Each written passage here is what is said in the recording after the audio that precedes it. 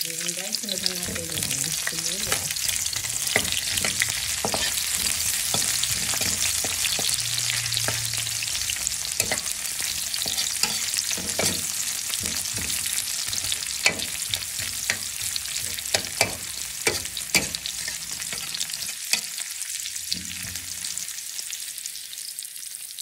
Ayan, pag okay yan guys, lagyan na natin yung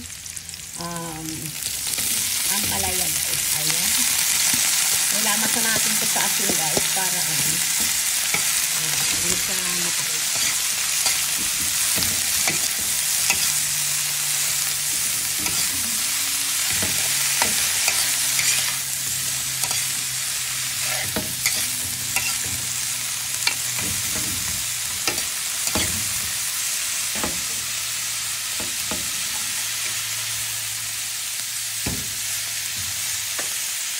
Tapos maglalagay na tayo kung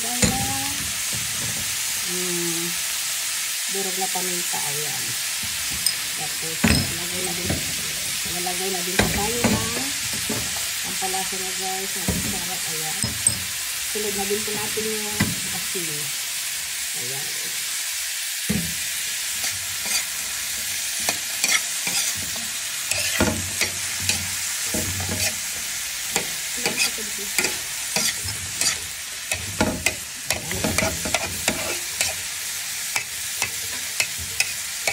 Ayan, takpan natin.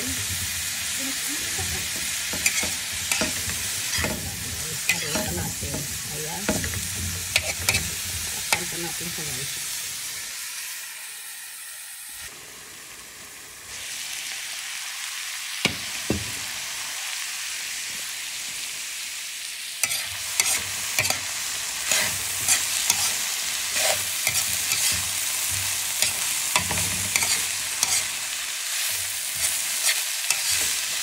Ayan guys, saka na yung ampalay natin. Diyan, lagyan pa natin siya ng seasoning. Ayan. Depende na po sa inyo kung lalagyan siya. Ayan, para lasa niya siyang masarap.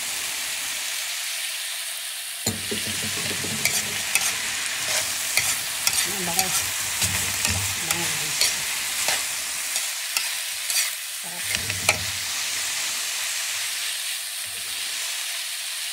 Ayan, maglalagay na po tayo ng ayan guys, binati yung itlog. Ayan. Tapos ito guys. Ayan.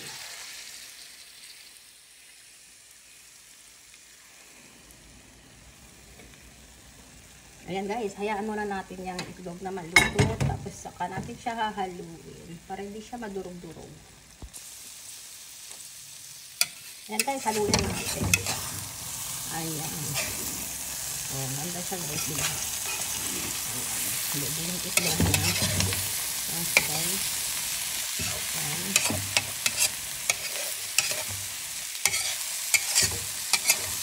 Ayan mga guys. Oh, diba? Hindi siya durog-durog, buo-buo pa rin yung itlog na guys. Ayan.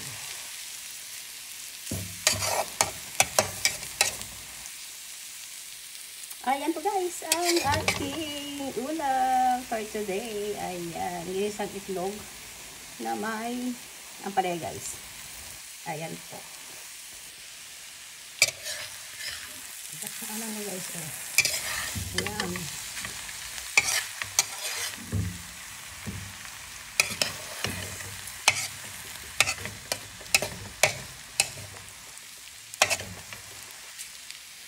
Ito guys, thank you guys for watching. Just like, share, and subscribe. Bye!